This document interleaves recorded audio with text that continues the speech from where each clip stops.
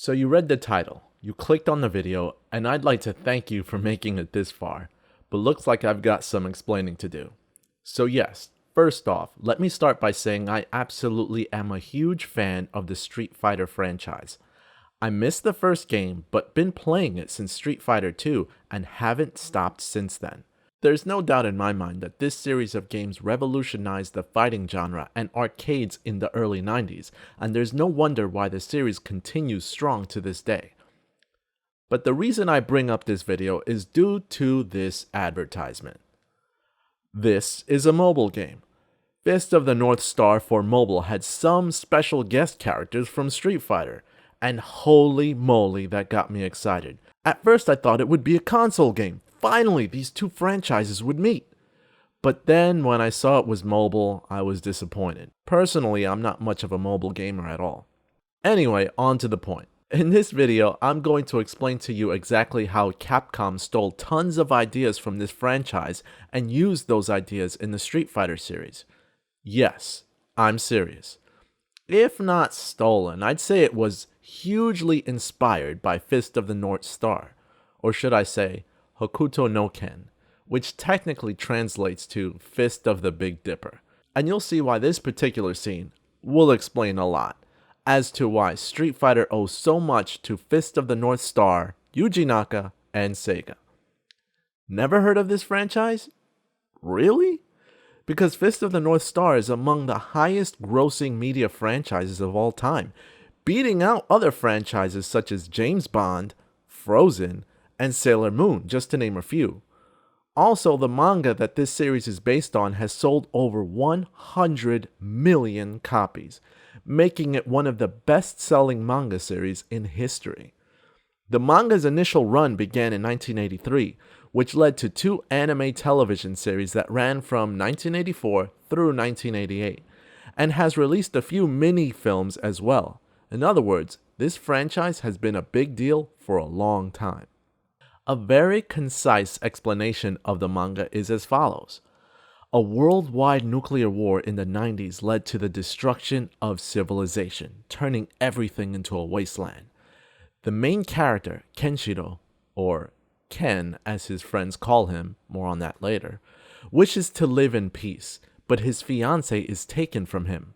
Ken is a master and successor of Hokuto Shinken, a martial art that trains its practitioners to kill through the use of meridian points on an opponent's body. Basically, he can touch you and you'll explode. Pretty brutal stuff. His main rival is his brother Ryo, who trained in the same art as Ken but ended up killing their master, Ryuken, because he wanted to be the successor to Hokuto Shinken. All sounding way too familiar? Anyway, bunch of stuff happens in the story to where eventually Ken finally defeats Ryo and takes Ryo's son, Ryu, and takes care of him as they go on a journey to lead him on the path to become the next Hokuto Shinken successor. Ken and Ryu then battle various opponents as their story continues. I know, but you've got to remember, this series and many of its characters started in 1984, 3 years before the original Street Fighter even existed. Heck, it even pioneered shonen anime in the 80s before Dragon Ball did. However, it never made it to the West in the 80s due to its extremely graphic nature. Kind of like a Dragon Ball for adults. Okay, now that I've gotten all of that out of the way, and if you're a Street Fighter fan, you've already noticed the seeds that have been planted that could have potentially inspired Street Fighter. But there's more to this story. So Sega had the Hokuto no Ken license, and made a game for the Sega Mark III by the same name. In this game, you play as Ken, fighting various opponents until your final battle with Ryo. Basic enemies explode, reflecting Ken's Hokuto Shinken powers.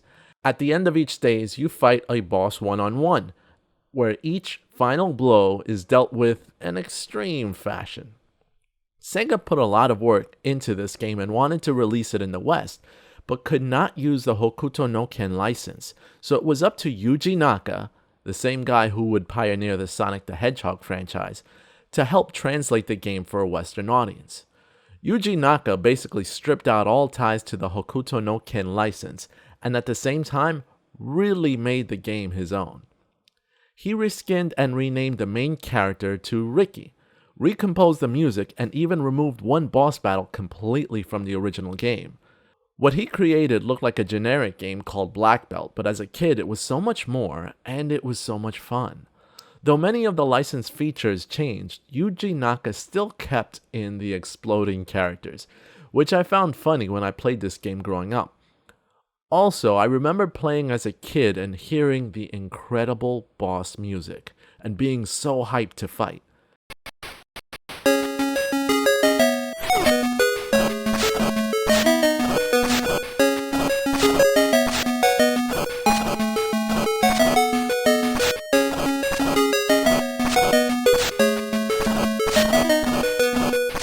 This game stands out as a true hidden gem for the Sega Master System. Okay, why am I pointing to the Western port specifically, and what does that have to do with Street Fighter? Well, let's get into the specifics as to all the things that Street Fighter Hurricane kicked off this franchise, and we'll start by looking at this first level boss battle in particular. So what do you have? Let's start off with the main character. First of all, keep in mind this game came out in 1986, 1 year before the original Street Fighter. If you look at him, he's basically wearing a similar outfit to Ryu, though you can see Ryu's shoulders in his outfit, and he had red hair in the original Street Fighter. Next thing you see, names and energy bar for you and your opponent, as well as time limit, points, and top score in the top. Though the points thing was pretty standard for most games back then. Moving on to the fighting. In order to jump or move around, the player has to move the joypad or control stick around. There was no jump button, which was pretty common in many games at the time. The player would also automatically face their opponent depending on whichever side you were on. All of these control features would be adapted into the Street Fighter franchise. Here's another control feature that actually didn't make it onto Capcom's fighting games until X-Men Children of the Atom. If you press down then up in quick succession, your character would high jump. This game did it before the Marvel fighting games. But now, on to the main kicker for me about this battle in particular. Look at the names of the fighters at the top. Ricky versus Ryu. Now you're playing as the character Ricky, but as I've explained in this video, this is a reskin of the original game of Hokuto no Ken, where you're playing as Kenshiro. In other words, Ken. So yes, this fight is Ken versus Ryu. If you look at their outfits, they're not exactly the same, but if we replace the opponent with this Japanese counterpart as well, well, you look at that. Ken versus Ryu. Though this character's name in Japan is Shin, not Ryu, but you get it, right? I don't think it's too much of a stretch to say a lot was taken from this. Still don't believe me? Well, one more tidbit to share. In the Japanese game, the third level's boss was this creature. So what, right? Well, in the localized Black Belt, look at this fight. Is that E Honda before E Honda was E Honda? Maybe, but the wrong guy is doing the 100-hand slap here. One last thing. Finishing moves, or super moves. Though Mortal Kombat really pioneered finishing moves, and Street Fighter perfected super moves, a bit of credit has to be given to Black Belt and Hokuto no Ken. When the opponent is low in energy, your main character will perform different finishing moves to completely decimate your opponent. Just saying.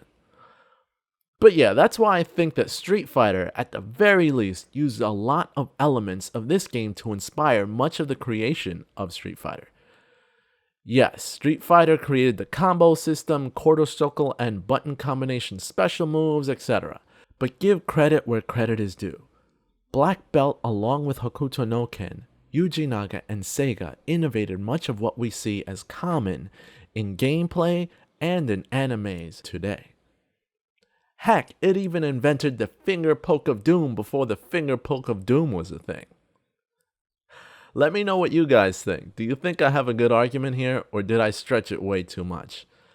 Did I leave a few facts out that should have been mentioned? Let me know below. Please like, share, and subscribe, and I'll see you in the next video. Take care.